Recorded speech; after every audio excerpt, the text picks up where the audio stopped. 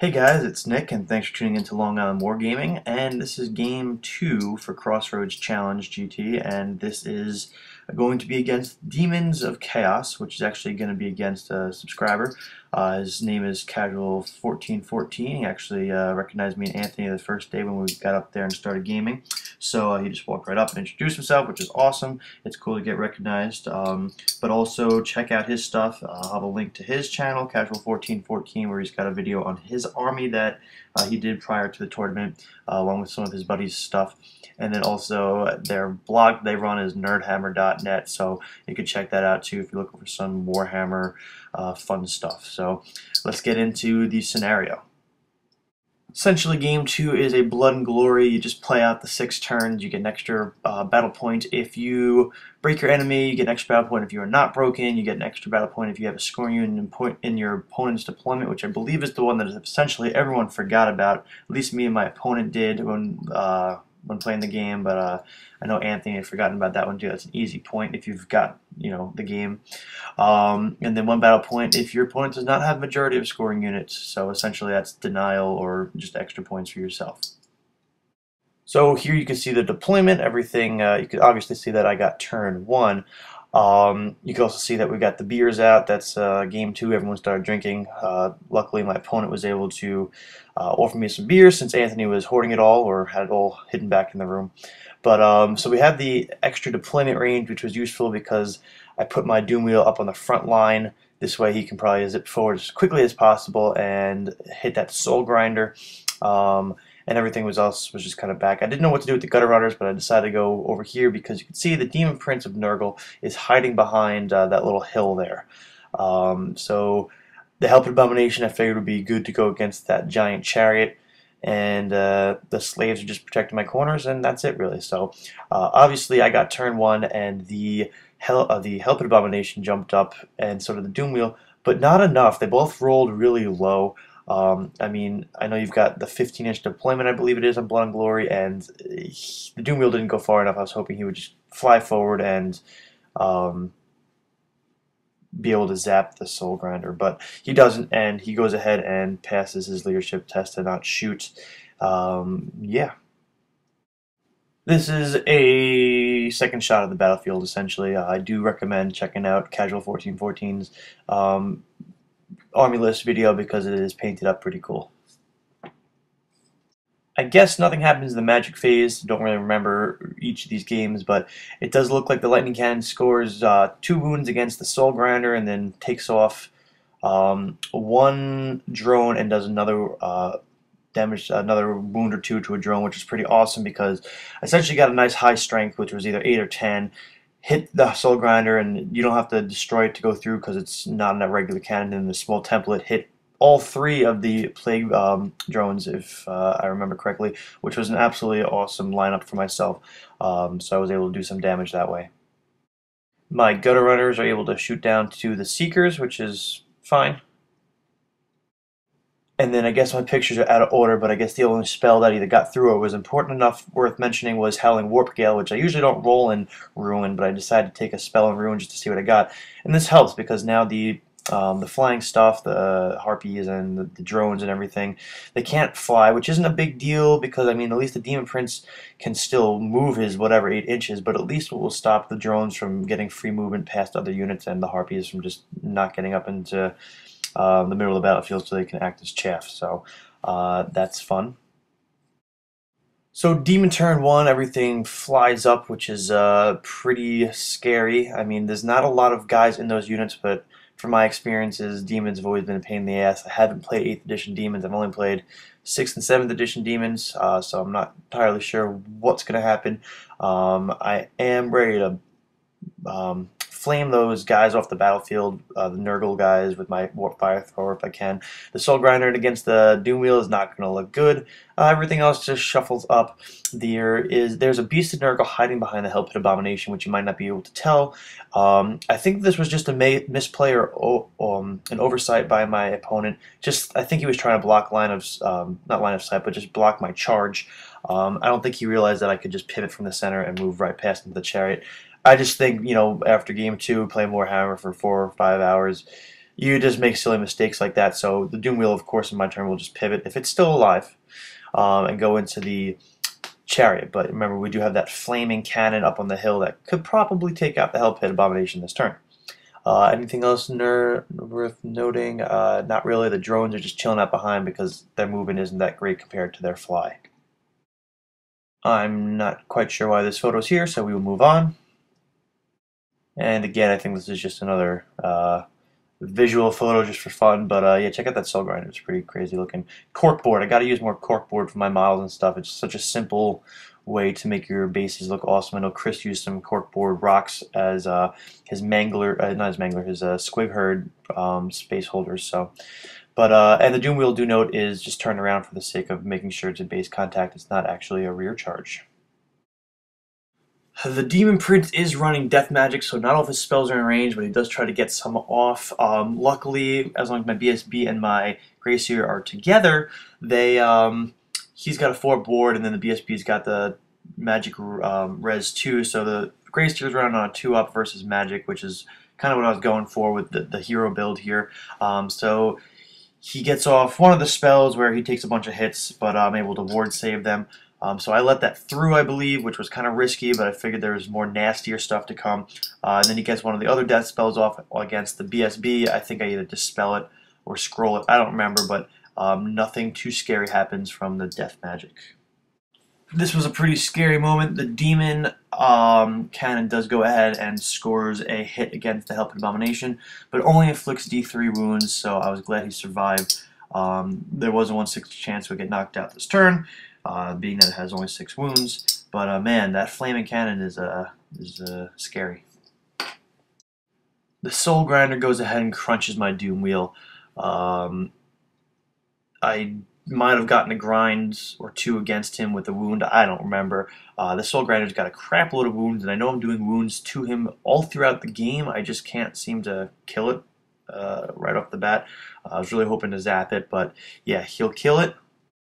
And then he will proceed to overrun into the Rat Dart, which is exactly what I wanted. Because now I could just choke him up with Flaves and he won't hit my unit with my heroes in it. Man, I'm getting really close with my heroes these days. I need to be a little bit more careful. If you watch the game against Anthony, that charge that came across the battlefield was scary. But I don't know. Whatever. So, Steven turn 2, I do go ahead and make that charge. There is enough room. I'm assuming if he was going to try to prevent this from happening, there might have been a different way to place the Beast of Nurgle, but then again, with that giant chariot base, which is a pretty cool looking model too, by the way, I don't know if there's any way to prevent this from happening, so maybe backed up a little bit. But again, like I said before, I think it was just an oversight. So, but he'll come in, do some impact hits, and do some damage there. And I guess this is the rest of my movement. I mean, the engineer is going to come out, and luckily only move 5, so I'm not cheating. Because I believe moving 10 he can't shoot, which is something I've done in the past. This Rat Dart's just going to go up ahead and just, you know, get in the way. Nothing too crazy. Yeah, the Gutter Runners move into that water feature. I don't know if they had to take tests. If they do, they didn't take a wound or anything. And the Rat Dart there is just going to redirect the Seekers if they decide to charge. So they could probably do some damage, to be completely honest. So I don't really have too much to do with my magic. I'm not quite sure if maybe I didn't receive enough dice to go with Dread 13th, but I do go ahead and plague the Plague guys, the Nurgle guys. For the most part, I believe they're toughness 4, so it wasn't the best bet, but at least it was able to get some damage done. I might have killed a couple of guys I do not remember. So this is going to be a little bit of a mess. I do end up taking a wound somewhere along the way. My impact hits do some damage, but Solanash always has high initiative, so the hero and the mount thing go first. Does some damage, and then I go and proceed to kill the rider because supposedly she's more dangerous, so we went ahead and killed her. And I'm not sure what roll I rolled up, but enough to do some damage, and then I instability test them off of the board after doing my charge and wounds. The Rat Dart gets eaten and overruns into the Brick of Slaves, and man, that's a lot of slaves for him to grind through, so hopefully the Soul Grinder can grind up some slaves, but I mean, between Thunderstomp and his attacks, he's got to kill like 10 guys a turn just to be done with me having leadership, 10 reroll. I don't know, in 2 turns. It's going to take a while. It's just a lot of bodies there, which is why my slaves are awesome tar pits. So a charge is made here in his turn against my rat dart. Somehow this thing is killed. I'm not sure how. Maybe it was magic. It might have been a spell. The demon cannon does go ahead and finish off the Hell Pit Abomination. I'm not sure I remember the chain of events. However, this dart ends up breaking and fleeing. Also note the engineer there did go ahead and doom rocket the plague bearers, killing a handful of them. But this dart flees, and he goes ahead and flees through the slaves, and the slaves proceed to fail their leadership test. I believe they're not in range of the general, so they're on leadership 5 right now, and they are literally 2 inches from the back of the table. So they flee after the rat dart bounces through them. So both of these units just, decide to say goodbye. The rat dart flees, and he goes ahead and reforms to face the gutter runners to deal with them instead of chasing down the rat dart. You can also see there's a wound counter on the demon prince, but I'm sorry, I really don't remember how that happened. So in my turn 3, I think I go ahead and plague the harpies. It's only 5 guys, but I believe they were closer than the Nurgle guys at this point, and I had backed up, so I wanted to at least get a spell off in hopes that I could bounce it to the infantry. I do kill a couple of the harpies, which are, by the way, converted gargoyles or something with like dry-eyed claws, I think he was telling me. Pretty cool looking, but it doesn't bounce. Gutter runners go ahead and just shoot the Slaanesh Seeker guys right off their steeds. So you can notice the Beast of Nurgle is getting pretty close. This is going to be Demon turn 3. My BSB in the bottom right corner jumped back to the bunker unit. Things are starting to get a little tight, as does the Grey Seer. And his thing's gonna try to hunt down this lightning cannon. So this is an interesting shot. The Beast of Nurgle is actually no longer there, along with my furnace, my plague priest, and a handful of monks. So what happened? The demon prince came up behind this the long unit of clan rats to the right here, the colored guys, and he's hiding over there out of the frame behind the building, so the gunner runners can't shoot at him. And he purple suns through the clan rats, the bunker unit, barely hitting the bunker unit, and then purple sun goes straight through the plague monks and the furnace and hits the Beast of Nurgle. So he gets a pretty far range on this. The Nurgle guy just outright is gone, which sucks because he was going to come and take the cannon out. I roll really bad with my plague monks. I mean, their initiative is lower than the clan rats. You can see the clan rats only took about 4 wounds, it looks like. The bunker unit didn't take any, and I must have lost about 8 or 9 plague monks. And the furnace failed, and the leader, the plague priest failed. I think the plague priest's initiative is like 5, so all I needed to do is roll a 6, and they were both gone. So those were the 2 important units in that plague monk unit that I really needed to take on that infantry, but hopefully the plague monks can do just fine without it. This just shows the infantry coming in on me and the engineer just running around in circles. So my turn 4, the plague monks are just going to make a mad dash for it. Got to get into combat now. I don't know what the gutter runners are doing. I think they turn around and maybe shoot at the chariot. Maybe I realize that's not a good idea. I can't shoot at the demon prince. You can see he's off the screen at the bottom. You can see his wing. I moved the gutter runners around a couple different times because I'm not quite sure. I'm very indecisive on that. But yeah. So I get Howling Warp Gale off, which is essential. This clan rat unit to the left here ends up reforming to face him, so I don't take a flank charge. I would just go forward and just get as many spear attacks in as possible. But I didn't re-rank it. But Howling Warp Gale is great because now he only has 2 targets, the back of the slaves or the front of these clan rats, which I don't care about. I was worried about him flying over and charging the plague monks or trying to get in combat with the bunker unit, but he can't squeeze through now and even threaten the bunker unit or the cannon. He could have charged the cannon, but I got lucky with howling warp gale off. And then the cannon proceeds to do maybe 1 wound to the demon princes. It now has 3 wounds on it. You can also see here I butt up the bunker unit right up parallel next to my other claymore unit. This way the demon prince, in case it was able to fly, has no room to get in there, and he's in my side arc, so he can't rear charge as per the rules, so he would have to actually get around that unit to be able to charge it.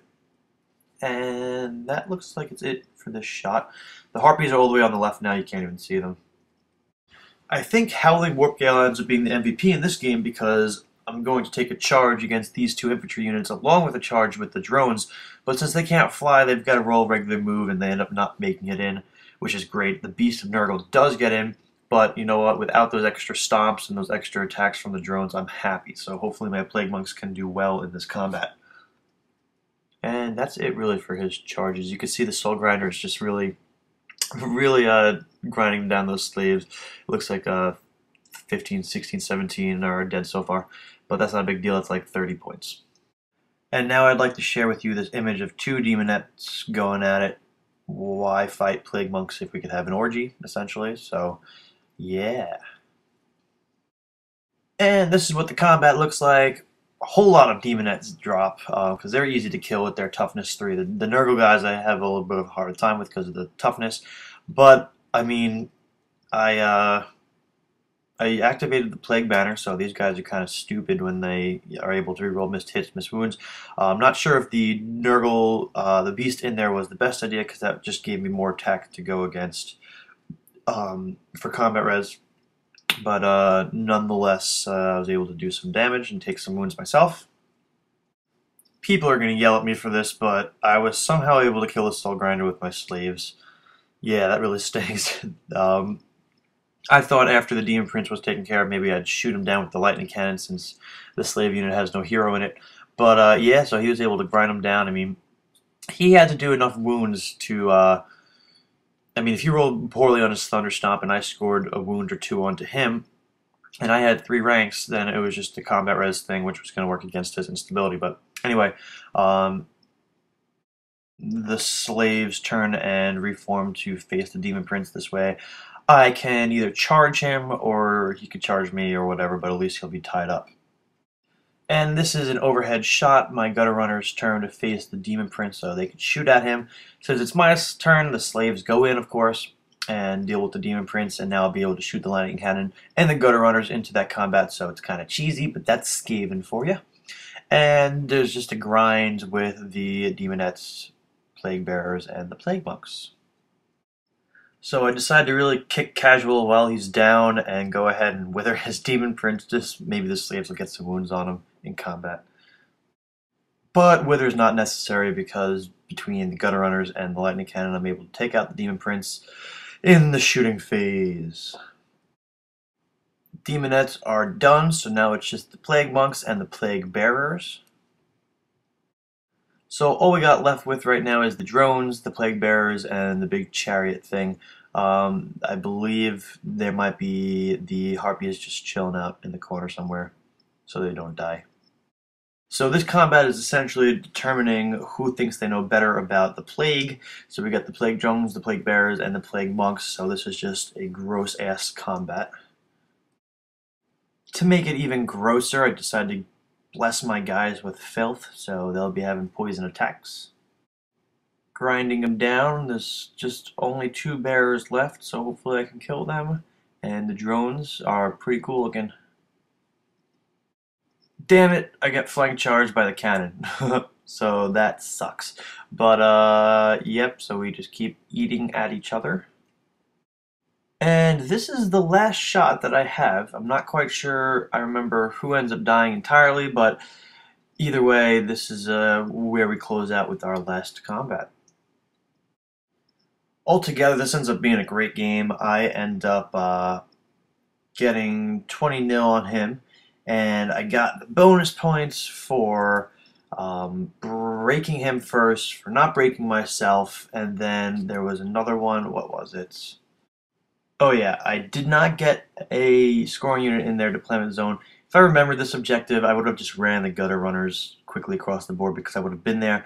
Considering his deployment zone is 15 inches in this game, I would have been able to get there by turn 6, no problem, but I forgot about it, oh well. And then he didn't have any scoring units in my deployment, so I got the point for that, so I walk away with 23 points on this game. I found this game to be a bit more interesting than my first, just because with the dwarves, they're not moving, so it's just very one-dimensional in terms of the movement phase and the way the battlefield comes out. But it could also be because I actually won this one, but definitely a fun game. Thanks for the game, Casual 1414, and of course the beer. And guys, stay tuned for game 3.